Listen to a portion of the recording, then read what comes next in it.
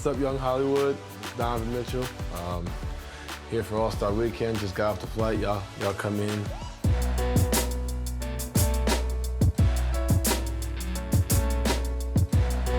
Yeah, you know, getting a cut is probably the most important thing about All-Star Weekend. You gotta make sure you look good for the cameras, and being in LA, you gotta look good for all the celebrities and then all that. It makes you know, the haircut makes you can't go out there and kind of look all raggedy, you know, you gotta look up to par, you know, and I think that's the first thing you gotta do when you get to All-Star Weekend. And which I got my guy John here from back home to take care of it for me. But that's the first thing you gotta do is make sure you get a cut. John's been cutting me since the draft. My friend put me in touch with him. I was like, man, like I like his haircuts, you know, and it's different. You know, kids with us nowadays, we don't really trust barbers, and John will tell you, like, it's hard to trust barbers because, you know, you never know what to expect.